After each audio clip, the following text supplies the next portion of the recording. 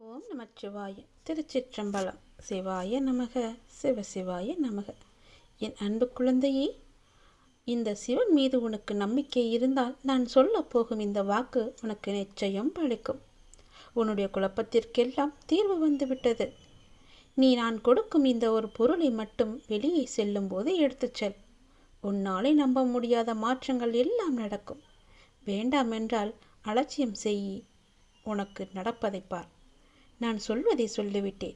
நீ ஒரு முறை சென்று நான் சொல்வதை எடுத்து சென்று பார். உன் வாழ்க்கையில் ஏற்படும் மாற்றங்களை நீ கவனி. செல்லும் இடமெல்லாம் நான் உனக்கு துணையாக வருவேன். ஓம் நமச்சிவாயா என்று என்னை தொட்டு பார். உனக்குள்ளே நான் வருவதை நீ உணர்வாய். என்னுடைய விபூதியை மட்டும் நீ சிறிது எடுத்து உன்னுடன் எடுத்து செல். உன் வாழ்க்கையில் நீ ஏற்பட்ட தடைகள் எல்லாம் இனி ஏற்படாதவாறு என்னுடைய விபூதி உன்னை காக்கும். நீ செய்யும் செயலையும் வெற்றியாக்கி தரும். இது பொய் அல்ல, உண்மை. ஒரு முறை எடுத்துச் சென்று பார். எனக்கென்று யாருமே இல்லையே, நீங்களும் இருக்க மாட்டீர்களா அப்பா என்று என்னிடமே நீ கேட்கிறாய். உனக்கு யார் இல்லை? எல்லோருமே இருக்கிறார்களே. நீதான் அவர்களை புரிந்து கொள்ளவில்லை. யார் என்று சொல்கிறேன் தெரியுமா? அந்த கடவுளை தான் சொல்கிறேன். உனக்காக அம்மாவாக அந்த அம்மன் இருக்கிறார். அப்பாவாக அப்பன் ஈசன் இருக்கிறார். குருவாக நானும் இருக்கிறேன். உனக்காக எல்லோருமே இருக்கும்போது, உனக்காக அந்த கடவுள்களே இருக்கும்போது நீ ஏன் எனக்கு யாருமே இல்லை என்று சொல்கிறாய்? உன் கவலையை போக்க அந்த படைத்த இறைவன் எங்களுக்கு தெரியாதா? உன் பிரச்சனை என்ன என்பது எங்களுக்கு தெரியாதா?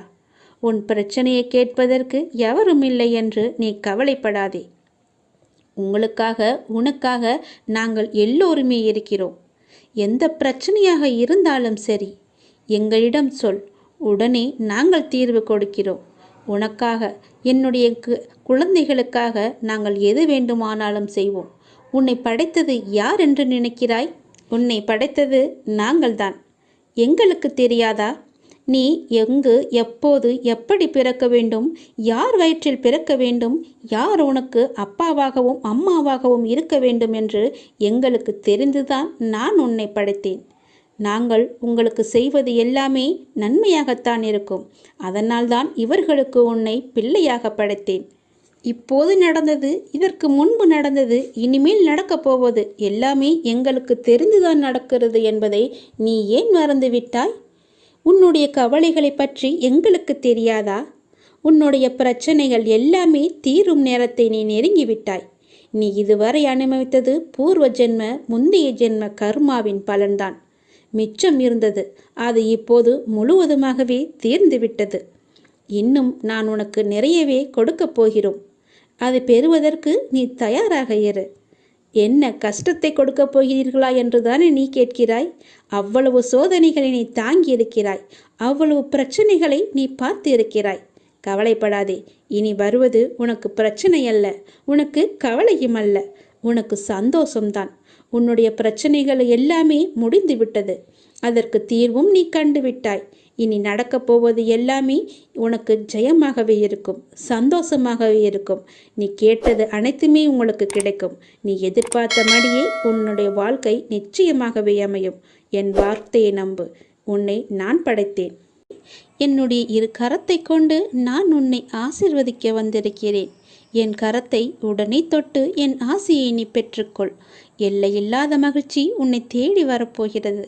உங்களின் உணர்வுகள், எண்ணங்கள், பேச்சுக்கள் எல்லாம் எத்தகைய நிகழ்வை சுற்றி விரும்பியோ வெறுத்தோ தீவிர வட்டமிடுகின்றதோ அதுவே நடக்கும் என்பதை நீங்கள் உணர்ந்து கொள்ளுங்கள். உங்களுடைய மனமானது எப்பொழுதும் மகிழ்ச்சியையும் சந்தோஷத்தையும் இனிமையை மட்டுமே நினைத்து வைத்துக் கொள்ளுங்கள். உங்கள் மனம் எப்பொழுதும் சந்தோஷத்திலேயே மூழ்கி இருக்கட்டும்.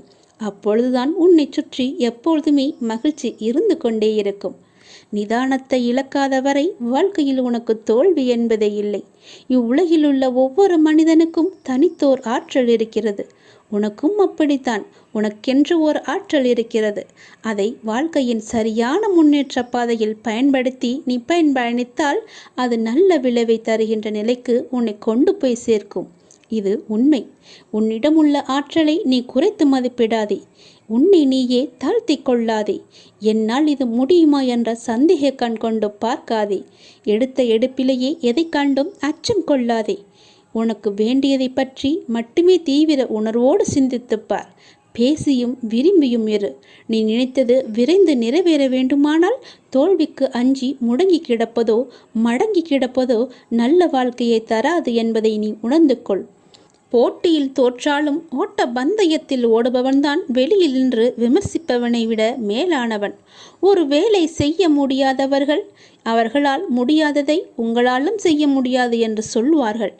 அவர்களால் முடியாதது உங்களாலும் செய்ய முடியாது என்று எண்ணுவார்கள். அவற்றையெல்லாம் நீ காதில் வாங்காதே. நீ எப்பொழுதும் போல உன்னுடைய பயணம் எதுவோ, உன்னுடைய இலக்கு எதுவோ, உன்னுடைய ஆசை எதுவோ, இதில் போனால் உனக்கு மகிழ்ச்சி என்று கிடைக்கும் என்று தெரிந்தால் அதை நோக்கி நீ பயணப்பட்டு கொண்டே இரு. உன்னுடைய இலக்கை நோக்கி செல்வதில் விவேகத்துடனும் உத்வேகத்துடனும் தன்னம்பிக்கையுடனும் செல். கண்டிப்பாக உனக்கு இன்ப அதிர்ச்சி அந்த இடத்தில் காத்து கொண்டிருக்கிறது என்பதை நீ மறந்து விடாதே. நீ என்னுடைய முழு ஆசையையும் பெற்றுவிட்டாய். இனி உன்னுடைய வருங்காலம் மிக சிறப்பாகவே இருக்கப் போகிறது. இதை கேள், உனக்கே புரியும், நன்றாக புரியும். இதே போலவே செய்து வா. உனக்கான வாழ்க்கை நிச்சயமாகவே நல் வாழ்க்கையாக அமையும். இந்த பதிவை நீ கேட்டுக்கொண்டிருக்கும் போதே உன்னுடைய வீட்டில் பல்லியின் சத்தம் கேட்டால் நான் உன்னை ஆசீர்வதித்து விட்டேன் என்று அர்த்தம்.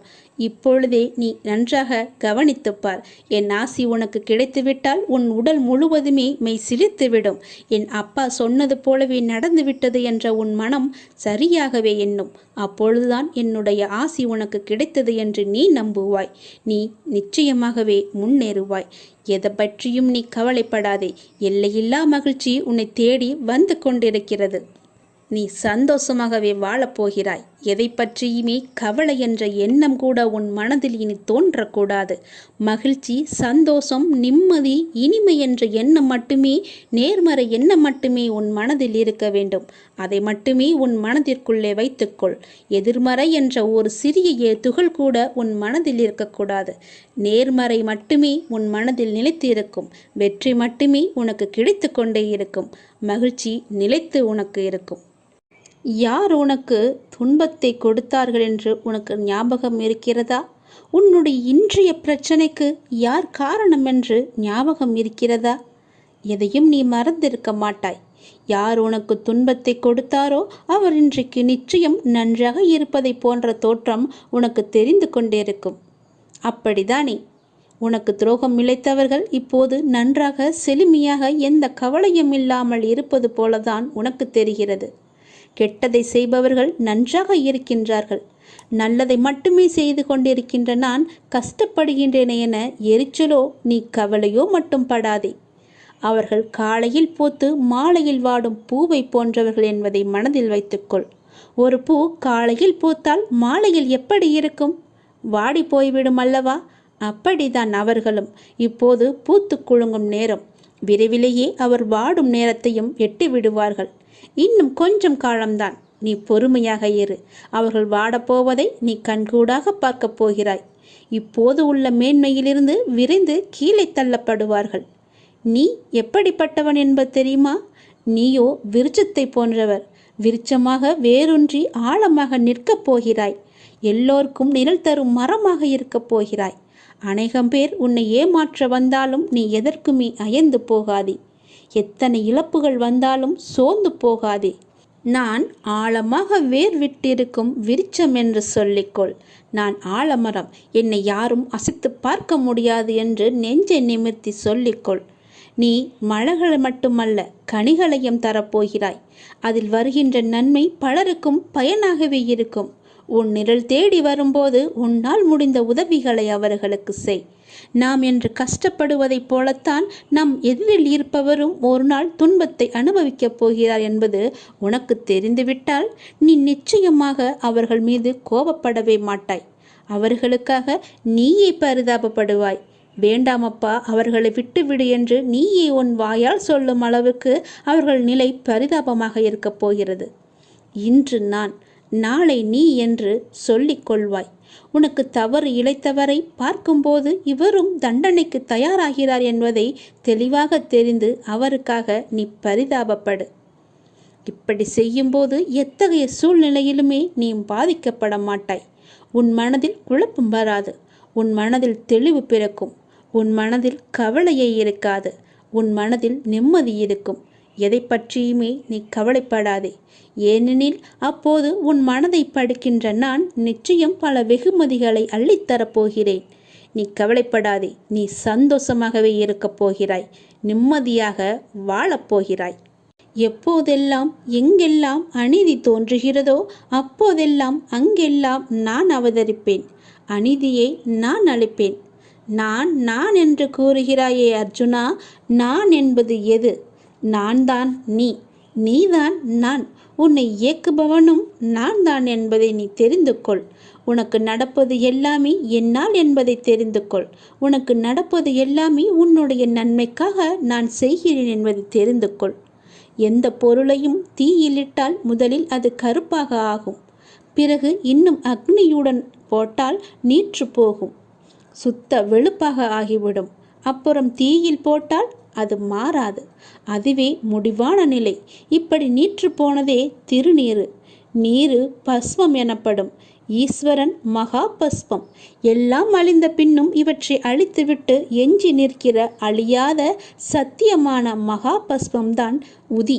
அவன் பஸ்மமாக நீற்று வெளுத்து போனதற்கு முந்திய மாறுதல்தான் கருப்பு. அதுதான் கரி. நிலக்கரிதான் இவ்வுலக ஐஸ்வர்யத்தில் இக்காலத்தில் முதலிடம் பெற்றிருக்கிறது தெரியுமா? எதுவும் தோன்றவும் இல்லை, இங்கு எதுவும் இயங்கவும் இல்லை, மறையவும் இல்லை. புற உலக மாயைகளை நீக்கினால் உனக்கு உள்ளது உள்ளதுபடியே இருக்கிறது.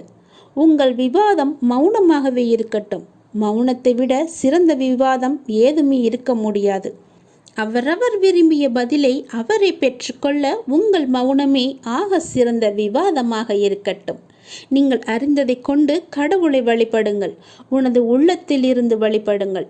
வழிபாட்டிற்கு எந்த ஒரு விதிமுறையும் கிடையாது. உன் தாயை எவ்வாறு உனது தேவைக்கு நீ அழைப்பாயோ அதே அன்பும் அக்கறையுடனும் இயல்புடனுமே எனக்கு போதுமானது என்பதை தெரிந்து கொள்ளுங்கள். இந்த அப்பாவை அழைப்பதற்கு எந்த ஒரு சிறந்த வழிமுறை என்பதும் நான் வைத்து கொள்ளவில்லை. அன்பாக கூப்பிட்டால் போதும். நான் இருக்க பயமென்று உன்னை தேடி நான் ஓடோடி வந்து விடுவேன். உன் மனதின் குழப்பத்தையும் உன் வாழ்வின் சரியான பாதைக்குமே நான் இவற்றையெல்லாம் தந்து கொண்டிருக்கிறேன். உன்னை முழு திருப்திப்படுத்தவே நான் இதையெல்லாம் சொல்லிக் கொண்டிருக்கிறேன். உன் மனம் சஞ்சலத்தில் இருக்கும்போது என்னுடைய உதியை எடுத்து பூசிக்கொண்டு இருந்து பார். உன் மனம் தெளிவாகும். உனக்கு மாமருந்தே இதுதான். உன் மனம் உடனடியாகவே தெளிவடைந்துவிடும். உன் பார்வையே உனக்கான வெற்றி என்று தெரிந்து கொள். தன்னுடைய நிலை உணர்ந்து இன்பத் துன்பங்களை சமநிலையில் எதிர்கொண்டு எதிர்பார்ப்பில்லாமல் வாழ்ந்து பாருங்கள். உங்கள் வாழ்வில் எதிர்பார்ப்பு இருந்தால் உங்கள் வாழ்க்கையே நிம்மதி இல்லாமல் போகிவிடும். இன்று இப்போது இந்த நொடிதான் நமக்கு உள்ளது என்று சந்தோஷமாக வாழுங்கள். எதிர்பார்ப்பு இன்றி வாழ்ந்து பாருங்கள். நிம்மதி நிலைத்து இருக்கும். இன்று உனக்கு நடப்பது எல்லாமே எது நடந்தாலும் அது கடவுளின் அனுமதியோடு மட்டும்தான் நடக்கிறது என்று பொருள் உணர்ந்து கொள். இதை நீங்கள் கண்டனம் செய்தால் கடவுளின் விருப்பத்தை, கடவுளின் பேரறிவை, கடவுளின் தீர்ப்பை நீங்கள் விமர்சிக்கின்றீர்கள் என்றுதானே அர்த்தம்? அவ்வாறு செய்யலாமா? அதை நீங்கள் செய்யாதீர்கள். அவர் அனுமதித்ததை நீங்கள் பெற்றுக்கொள்ளுங்கள். எதுவாக இருந்தாலுமே இது கடவுளின் செயல் என்று நினைத்து சந்தோஷமாக இருங்கள். உங்களுக்கு அமைதி கிட்டும். நம் விருப்பமா உலகை இயக்குகிறது? இல்லையே. கடவுள் பொருள்களை முழுமையாக பார்க்கிறார். மனிதன் பொருள்களை ஒரு பகுதியாக பார்க்கிறான். மனிதன் கடந்த காலம் மற்றும் எதிர்காலத்தில் இருந்து பிரிந்து நிகழ்ச்சிகளை நிகழ்காலத்தில் மட்டுமே பார்த்து கொண்டிருக்கிறான். கடவுளுக்கோ முன் நடந்ததும் தெரியும், பின் நடக்கப் போவதும் தெரியும், இப்போது நடக்க இருப்பதும் தெரியும். அதனால்தான் கடவுள் ஒற்றுமையை காண்கிறார், மனிதன் வேற்றுமையை காண்கின்றான். கடவுள் பூரணமான நியாயத்தை காணும்போது அதே தருணத்தில் மனிதனோ அதை காண்பதே கிடையாது. நீங்கள் கடவுளின் ஸ்தானத்தில் வைத்து பாருங்கள். நீங்களே கடவுள் என உணருங்கள். பிரபஞ்சம் முழுவதும் உங்களுக்கு படைப்பே என்றும் அனைத்தும் உங்கள் விருப்பத்தாலேயே நிகழ்கின்றன என்றும் உணர்ந்து கொள்ளுங்கள். உடனேயே உங்களுக்குள் அபரிமிதமான அமைதியும் ஆற்றலும் ஊற்றெடுப்பதை நீங்கள் உணர்ந்து கொள்வீர்கள். பிறர் நம்மை திட்டும்போது பிறர் உங்களை காரணமின்றி திட்டுவதாகவும் காரணமின்றி துன்புறுத்துவதாகவும் நீங்கள் கூறுகின்றீர்கள். அது உண்மையாக இருந்தாலும் கூட அதற்காக அலட்டிக் கொள்ளாதீர்கள். நிலைமையை பொறுமையுடன் சமாளியுங்கள். இக்கட்டான நிலைமைகளை சமாளிப்பதில் அமைதி ஒரு சக்தி வாய்ந்த ஆயுதம் என்பதை நீங்கள் காண்பீர்கள். யாராவது உங்களை திட்டினால் கண்களை மூடிக்கொண்டு பொறுமையாக இருங்கள். பிறர் அவர்கள் விருப்பம் போல நினைக்கட்டும், அவர்கள் விரும்புவதை சொல்லட்டும். இந்த உலகம் முட்டாள்களால் நிறைந்தது. நீங்கள் அறிவுடையவராக விளங்குங்கள். எல்லோர் முன்னிலையிலும் பணிவுடன் இருங்கள். எந்த நிலைமையிலும் அடக்கமாக இருங்கள். நான் உயர்ந்தவன் அல்லது தாழ்ந்தவன் என்ற எண்ணத்தை விடுத்து அனைவரிடமும் அனைத்திடத்தும் கடவுளை காண கற்றுக்கொண்டால்தான் இது சாத்தியமாகும். கடவுள் அப்படித்தான் விரும்புகிறார். எனவே அது அப்படியே இருக்கட்டும். பிறர் உங்களை நிந்திகையில் நீங்கள் மௌனமாக இருங்கள். கலக்கம் அடையாதீர்கள். பழி சொற்களை ஏற்றுக்கொண்டால் என்ன ஆகப் போகிறது? அடக்கத்திலும் தூய்மையிலும் நீங்கள் வளர்ச்சி அடைவீர்கள். அதுவே மிக பெரிய தவம் என்பதை தெரிந்து கொள்ளுங்கள். ஆன்மீகத்தில் நீங்கள் உயர்வடைவீர்கள். நிச்சயமாகவே யாராவது உங்களை வசிப்பாடினால் அவர்கள் முடிக்கும் வரை என்னுடைய நாமத்தை நீங்கள் ஜபித்து கொண்டே இருங்கள். வாய்விட்டு கூறினாலும் சரி, அவர்கள் கூறுவது உங்கள் காதுகளில் விழாது. நீங்கள் செவிடாகி விடுவீர்கள்.